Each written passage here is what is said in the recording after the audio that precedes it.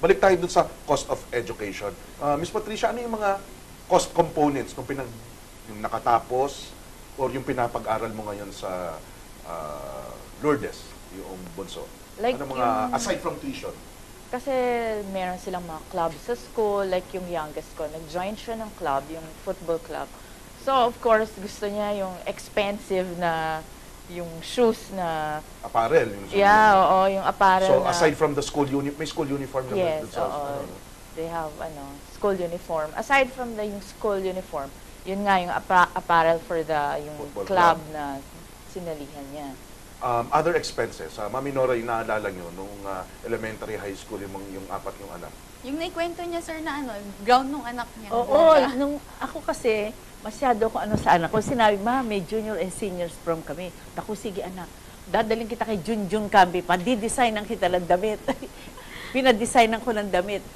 Maganda naman, sabi, junior and seniors prom nila. Junior muna yung umpisa, bago senior. Nung junior niya, sabi ko, sige, doon tayo kay, first time niyang pupunta ng ganong party. Pinadesignan ko kay Junjun Kambi.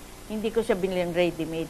Nagulat ako kasi, nung panahon na yon 6'8". Yung kanyang damit. 6,800 pesos? 6,800. Summer may mabibili kang 1,525. Pero nung sabi ng anak ko, ma, gusto ko yan. O sige, sige. Nagtatrabaho naman ako. Kaya, naibili ko siya. Pagkatapos, kay June Encarnacion, pinamake-upan ko siya. Ang isa pang gastos nun, sinabi din sa akin, ma, doon kami sa Shangri-La, at saka overnight kami. O sige, sabi ng dad niya, wag na at magastos pa yun. Hindi, iyan mo na, minsan-minsan lang yan eh. Minsan-minsan pagbayaan na natin. Kaya kailangan may pera kang nakatago.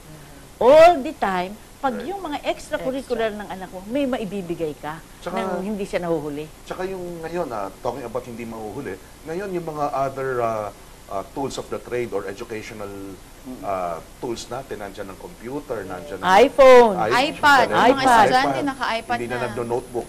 Miss Patricia, nung experience ko, yung anak nyo took up IT, finished IT.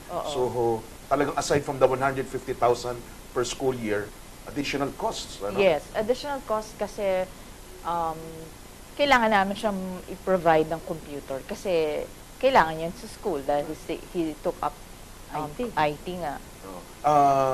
Yung sa college kasi, tapos na ako bago ako pumunta dun sa experience ko sa college, yung anak nyo ba, pagdating ng college, additional financial concerns aside from tuition fee, computer required in school, maporma ba? Sa gimmick? Clothes, sa apparel? Sa dates? Sa dates? Clothes, yun, yung pag gumigimik sila ng friends. Although sometimes, hinahatid siya ng dad niya sa bahay ng friend, yun. Tapos, mag-watch siya ng movie or kakain. Yun yung mga extra expenses na, of course, kami pa rin yung nagpo-provide.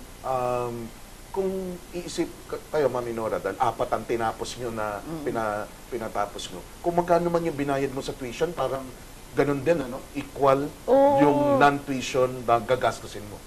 So, kung ang tuition fee ng eskwelahan na pinasukan mo ay 100,000 pesos a year, malamang gagastos ka ng another 100,000 sa mga extracurricular. Sa extracurricular.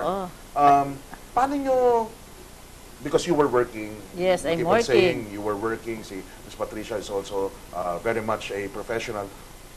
But of course, meron din kayong mga iba pang pinaglaanan. Hindi lang naman yun ng pinaglalaanan, yung education. Nandiyan yung bayad sa bahay. Whether you're paying rent or amortization na housing loan, your utilities, your car. Education is just but one part of your list of expenses. Miski na nagtatrabaho kayo, both parents are working, in your case, Mami Nora, ganun din, I'm sure there are situations na parang feeling kung hindi man nangyari na kinakapos. Dumating talaga yun How sa do you buhay. deal with it? Kasi nagtatrabaho ako, naglo-loan ako sa opisina. Umuutang kayo? Umuutang din ako, naranasan ko yan. Emergency loan, regular loan, special loan, lahat ng klaseng loan, meron kami sa opisina. Naglo-loan ako, payable in 2 years. Ganyan. Sa GSIS loan, umuutang ako dyan para sa ganun. Anytime, may pera ako. Pag kami kailangan na anak ko, meron akong ibibigay. At saka ako kasi, marunong kong humawak ng pera. Hindi ako bibili sa sarili ko, iniisip ko lagi, mga anak ko, silang inuuna ko ang pagkain, ang baon. bigla ang pangangailangan, meron akong pera. Miss Patricia, in your case, you're a banker. Do you avail of loans all the time or most of the time or not at all? What we do kasi is, of course, yung mga kids, maraming hinihingi and everything. Pero kasi kami, dinisipline namin sila na we do not provide everything. Na yung mga necessary lang talaga yung, Meaning? like yung mga mamahaling gadgets. Like for yung youngest kasi, humihingi na siya ng expensive na cellphone eh. So at his age, parang it's not parang the right time na bigyan mo siya ng cellphone na expensive. Pwede siya yung mura lang, yung mga Nokia na ano, pero yung mga mamahalin, parang hindi muna ngayon.